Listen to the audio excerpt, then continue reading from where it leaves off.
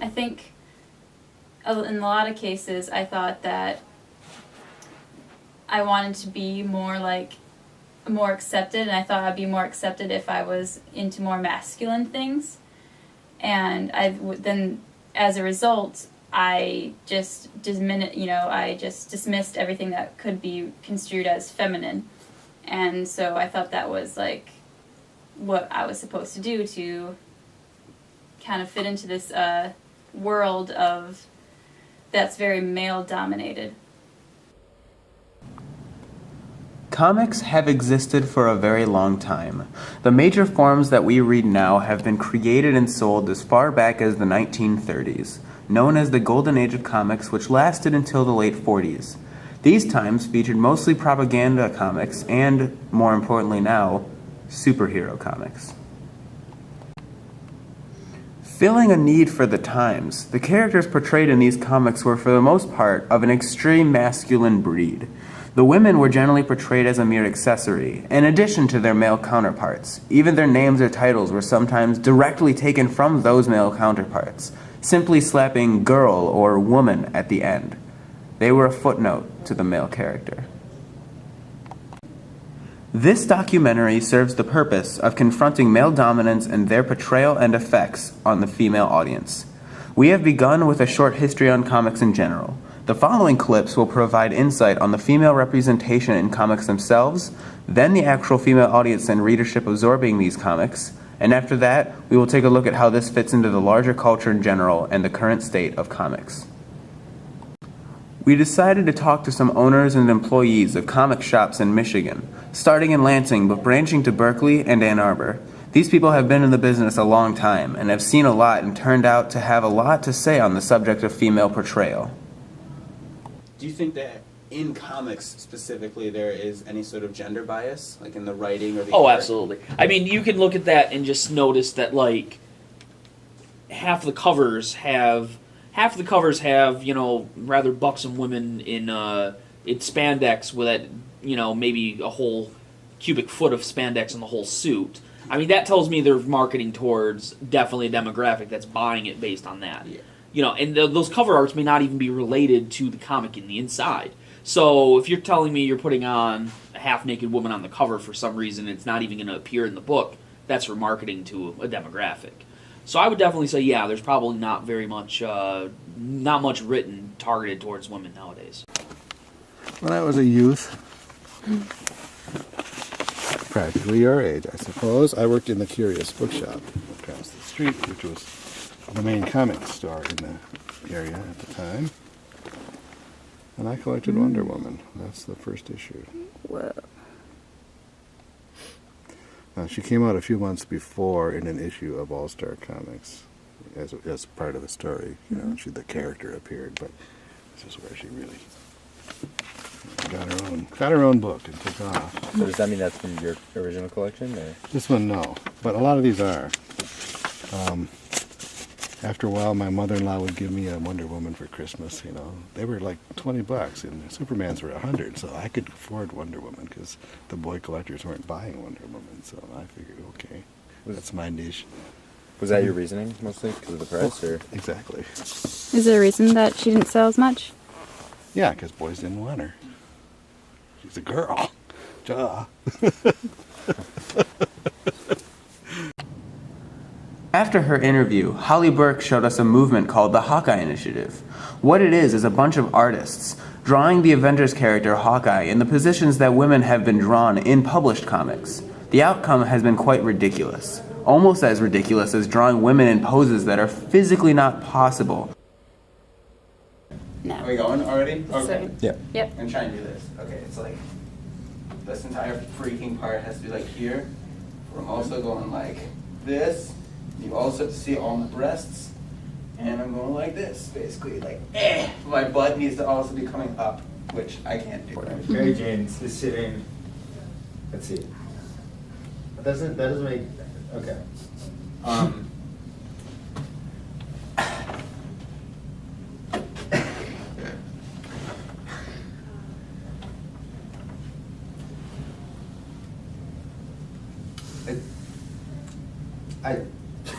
If I had like a mug of like something. I was like pouty faced, like out the window. It's about as close as I can get. It's cocked in a weird way. Yeah, it's gotta be like. And like, I don't know. There's your not. foot.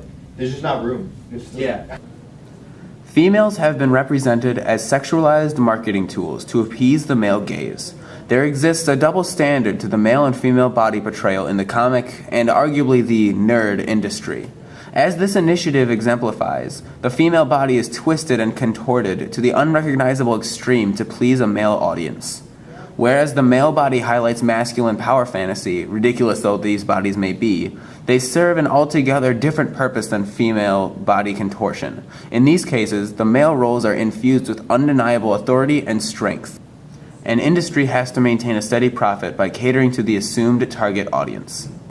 There was a time when the conventional wisdom was that women didn't read comics and women didn't create comics. And both of those things have been very well proved not to be true. Women read their share of comics and always have, and there's always been women artists and great ones too. Ruth Roche and Marie Severin come to mind. And, you know, if I had my index to hand, I could give you a list of 20 or 30 American women artists. And in France, there's always been women artists. Always very well acknowledged, too. Is there a reason you don't think they're acknowledged much here? They weren't for many years. Like I told you about Karl Barks, who never was allowed to sign his work. That was the policy at a lot of places, that they wouldn't sign their work. And then a lot of them signed with gender ambiguous names. And so we didn't find out till later that Abe Blum was Audrey, you know, because we thought she was her dad, Alex, but she wasn't. There was two of them.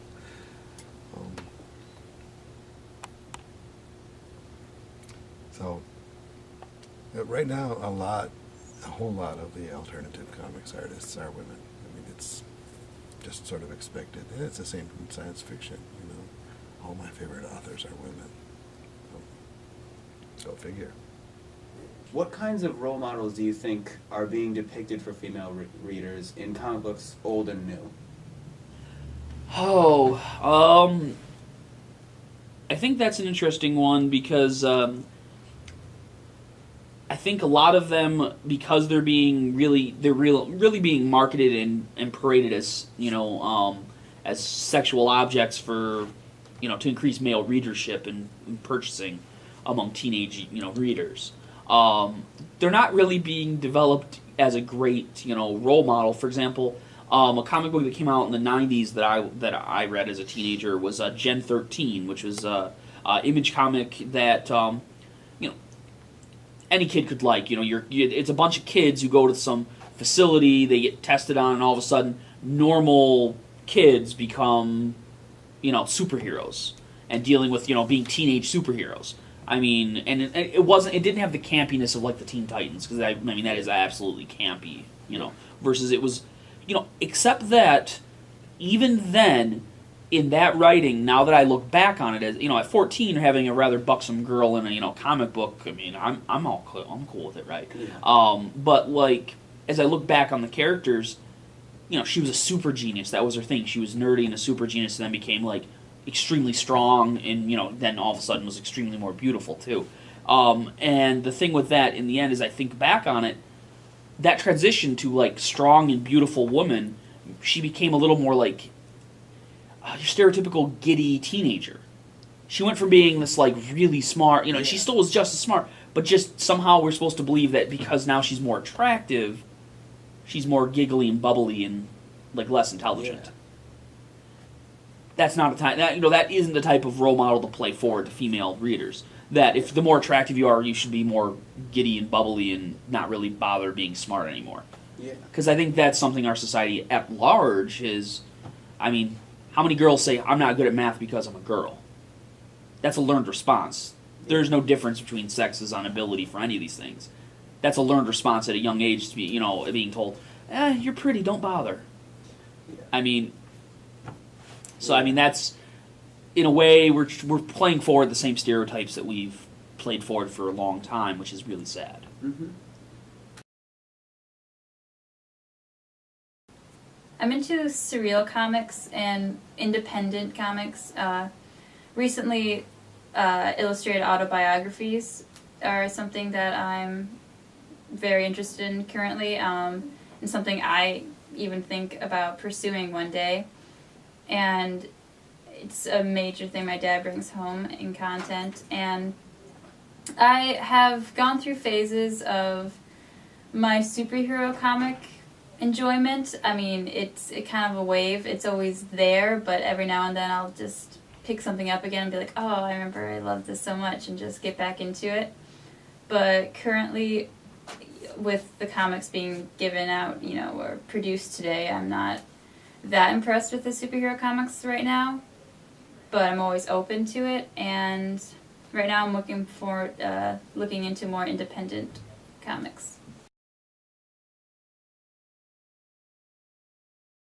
I think the biggest influence it had on me was just how I felt about my own gender and my own sense of worth in society, I think, which might sound silly, but when I was little, I remember vividly just absolutely hating women and hating female characters, especially in comics and TV shows and video games, and it was all this content that I was getting, and I just refused to acknowledge the female part of it. I'm not exactly sure why, but something was instilled in me, and I think only later middle school did I actually pick up some female-based comics and actually get a different view of it and feel better about myself. This nature of comic production ignoring the female readership is obviously unhealthy and has made for some terrible female role models for the purpose of cheap tricks to increase male readership. Although some independent producers have been doing great things, the major ones have been messing up big time. In 2009, Marvel attempted to reach its female readers by creating a comic series based solely around the women of Marvel, Marvel Divas. Not too bad an idea, but the cover alone was executed horribly by over-sexualizing the women characters and enforcing already existing gender norms.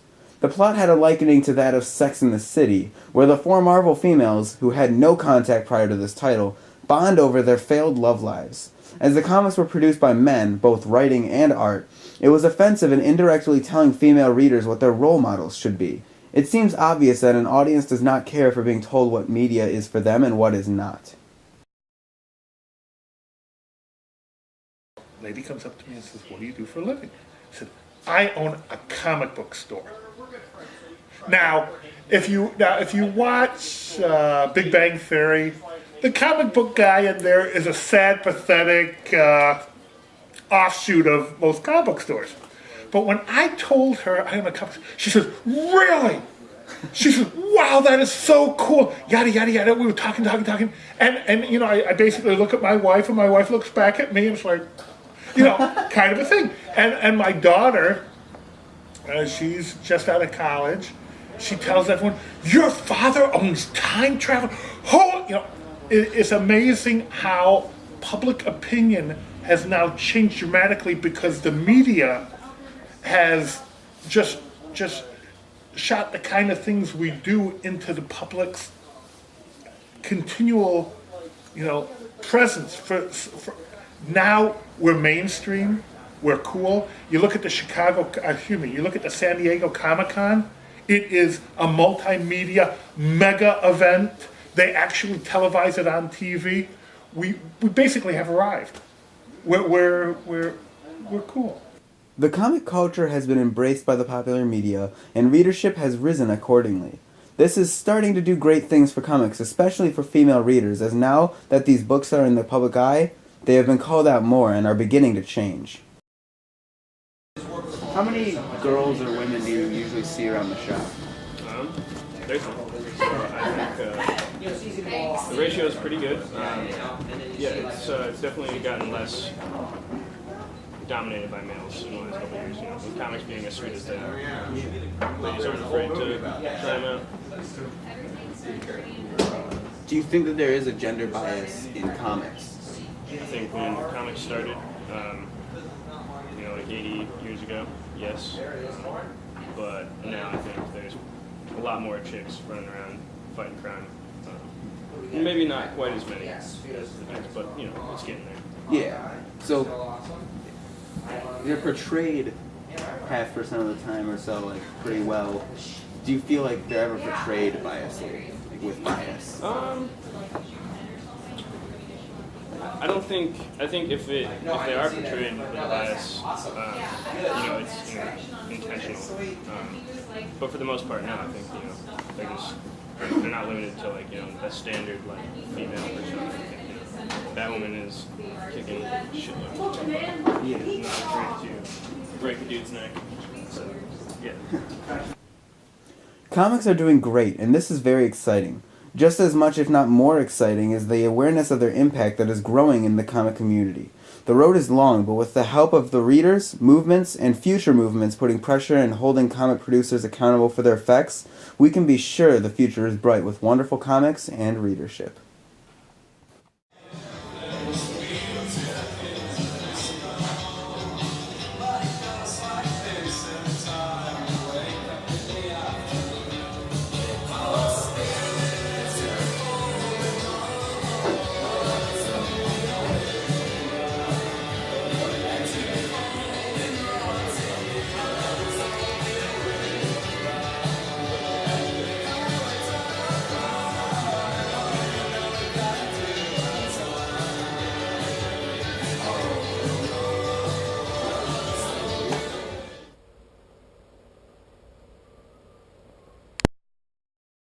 Executed horribly by over-sexualizing the women characters and enforcing already existing gender norms.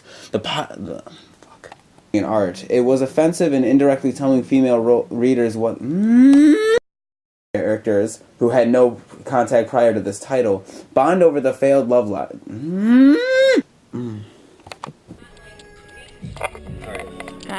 All right. Get hyped. Get what? Get hyped. Get Hyped. yeah.